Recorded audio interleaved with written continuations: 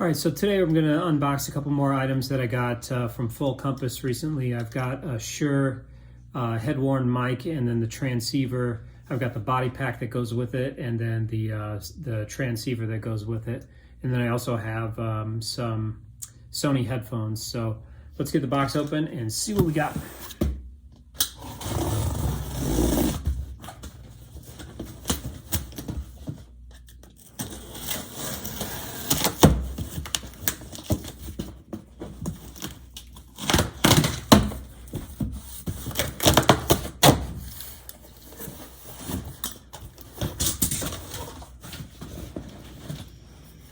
All right, we'll start with the headphones.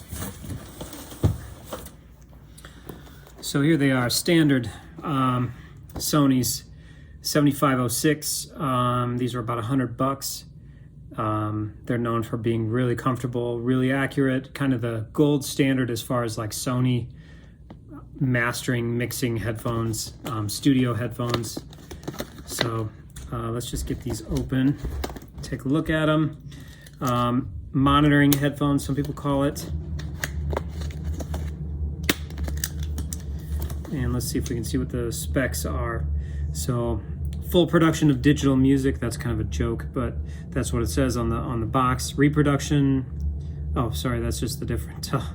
That's the different languages there. Stereo unmatched plug, or sorry, stereo unimatched plug. So that's just a fancy way of saying stereo plug, but let's see if any of these features are interesting, because yeah, so supra-aural, circum-aural design approaches, more natural, clear sound. Neodymium magnet having a high flux density ensures high sensitivity. Utilizes diaphragms constructed of 16 micrometer high molecule film, copper-clad aluminum voice coil.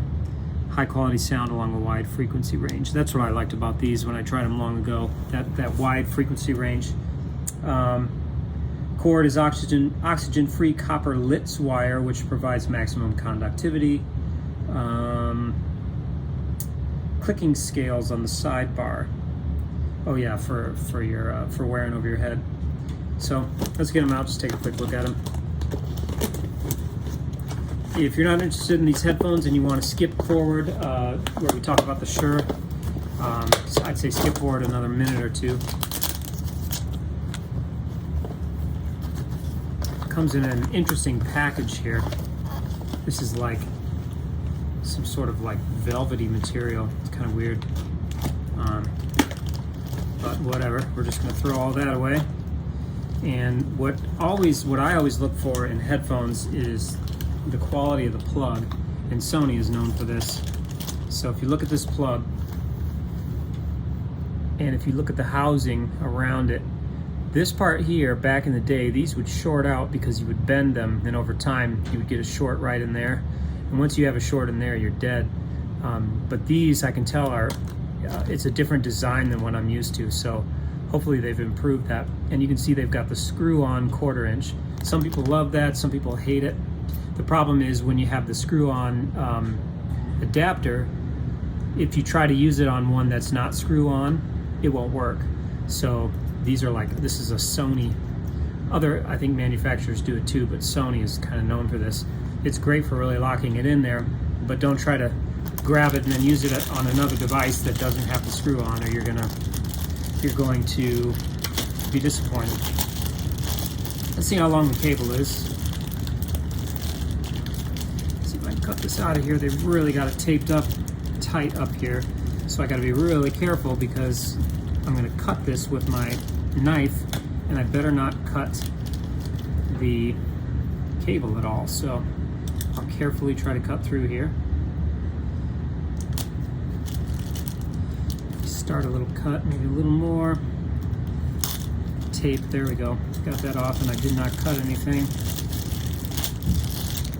And let's see how long it is. And I happen to like this telephone style cable. Again, some people really hate it, but I like it. I like the stretch mechanism there. That way, if you do go a little long, it's not going to pull right off your head. So, whereas if the entire cable is like this, if you go a little long, it's going to pull right off your head. So, Here's what the sides look like. Probably seen this before. Dynamic stereo headphones, MDR 7506. Just gonna put them on real quick. Click adjustments on the side. They make units that are more comfortable than this, but this is like I said, kind of the gold standard. But get them on.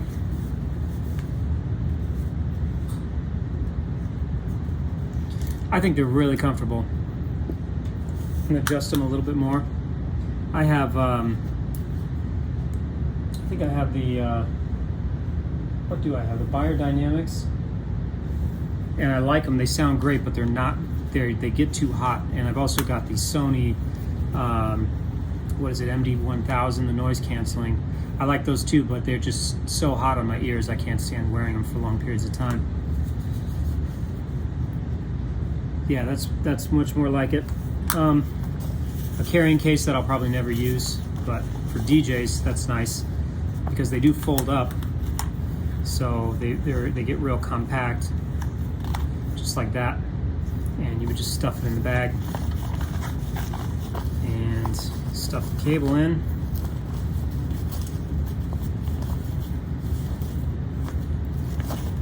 And that's that. Cinch the top. There you go. So that's a Sony 7506. Interesting that inside here they've got a service manual, warranty, which is limited warranty for a period of 90 days or 1 year in the case of wired microphones. So 90 days for other microphones, apparently. That's pretty short, in my opinion. Service manual tells you how to disassemble it, and if you need to rewire it a little bit, gives you the parts list. So that's kind of interesting. So for studio techs that need to rewire these things, or disassemble and reassemble, maybe replace some parts, that's pretty nice. So I think it's a good purchase for $100. You can't go wrong. Sony headphones are just so good. I think they're among the best. So anyway, Sony headphone. This part was a little ridiculous. It's going right in the trash. Let's get to the good stuff here. Oh yeah, I forgot about this. Shout out to my man Caleb at Full Compass. He got me this fleece. It's kind of nice embroidered. And yeah, that's kind of cool. I will definitely be wearing that in this cold studio, sometimes cold studio. All right, so the Countryman. I decided to get the upgraded, I didn't get the headworn that comes with this Shure. I got the Countryman, and I'm glad that I did because I think this is going to be a little bit better. This is the E6, I think that's 6IOW5L1SL. So E6IOW5L-SL. It's the Headmic flesh colored. They call it flesh colored, but flesh can come in many colors, so I don't know why they call it flesh, but that must just be what they call it. Let's see. So this is, yeah, countryman.com. And yeah, I think it's going to be a little bit better than the other unit that I was looking at, which I think was the Shure. I don't know if the mic's in here, or this is just the case. Oh, it is in here, okay. So what I like about this already is that it's very, very small. So this is like designed for stage performers, you know, maybe a up-close dinner theater type of place, type of venue, you know, where, or you could wear this like if you had a wig on or something like that, if you were an actor. But you put it over the ear, and you can see this piece is so small. I mean, it's big when I put it near the camera, but when I put it on my face, it's so small you can hardly see it. The wire is small, so you got to be careful with this. You don't want to damage anything. And then this is tape that I'll probably end up removing. And then this is a little twist tie. Some people say twisty, some people say twist tie. I've never understood what's the right one, but take that off of there, see how long this is. It's pretty long. So I guess you could wear the pack on your ankle. I'm not sure why it's so long, but this is quite long. But I guess sometimes you would want to have a pack all the way down at your ankle, depending on certain costumes. So up close, this is what it looks like. Really small, high quality stuff. I don't know if this disconnects or not, but I'm not going to mess with it yet until I figure it out. And then this should flex however I want it to flex, and it does. So let's make it straight, and let's put it over the ear and see what we got. I don't think I've ever worn a head-worn, so I don't even know if I'm doing this right. I should be looking at the manual, but that's what it's going to look like. And a lot of people wear them real tight to their cheek, to where it almost rubs your cheek. But as you can see, the way the lighting is right now, you can definitely see it. But you know, if it was a stage and it was dark, you wouldn't see it so much. Some people I've seen some people kind of put it down, down there. So anyway, this is what the connector looks like. 4-pin in kind of a star pattern there, with a button right there. And this is really sensitive cabling. I could see if you pulled on that too hard, you're definitely going to short it. So I'm trying to remember what this cost. I think it was about $300, but I'm not sure. So these are the different caps you can put on. This says Omni Protective Cap. I'm reading this backwards. Very crisp response, and it gives you a little curve there. So this would be the cap that you could put on right here. I don't know if I have a cap on this or not.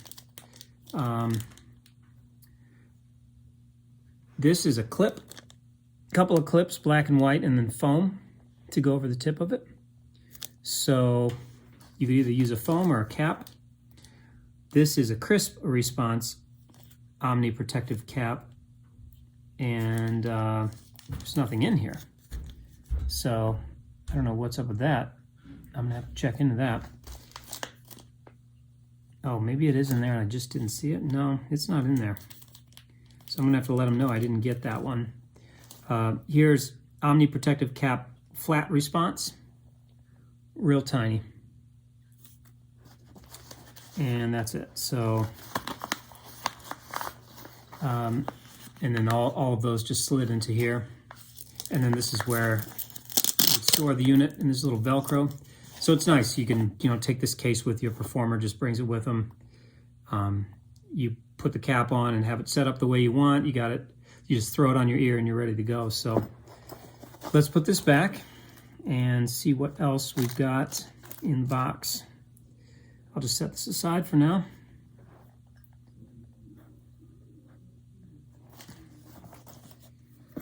Let me put it up here so I don't damage it.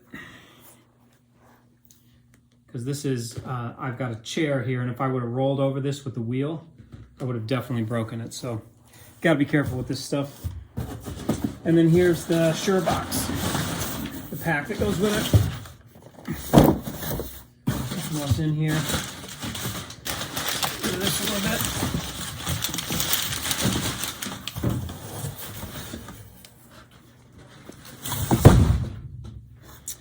All right, so this is what it looks like. This is the QLXD. I have one of these already, so I'm familiar with them somewhat. I don't have this type of pack, though. I don't have a transmitter. All I have is an SM58 with the QLXD. It's a great unit, about $1,000. And so instead of getting the SM58 capsule, in this case, I've got the pack, and then I bought the Countryman separate. So, I mean, Shure just makes incredibly good products. This one is no exception. No mic in here, but this is where the SM58 would go, so it's nice to get an extra pouch. I could always use those. A couple of antennas. These are the big, high-quality ones, not the little tiny ones in some of the cheaper microphones. You basically just want to throw those away and replace them with, I think these are called half waves, but I'm not sure. But on the cheaper units, just get rid of them and put these on, because they're so much better. They even give you some batteries, which is nice. And these are brand name Energizer, in case you're going straight to a gig with this thing. They're not, you know, your cheap Chinese crappy batteries. So that's good. Here's the pack. Firmware is printed on here, 2.3.22, but I'll definitely check that once I get it all set up. So frequency range on this is 470 to 534 megahertz. It's the G50 band. So I chose that just based on, you know, TV transmitters in my area and stuff. So this is what the front panel looks like. And then you've got the antenna on the top. Let's unscrew it. Connector looks like that. Oops, sorry. Connects like that. And then this was that, this is where the Countryman connects. And this switch right here is simply off and on. So everybody knows that. There's a little indicator light. Screw this back in. Pop this down. Okay, so that's nice. You squeeze these. You don't just pull them off, so they're not going to come popping off on you while you're performing or anything like that, because you have to squeeze and pull down, so I like that.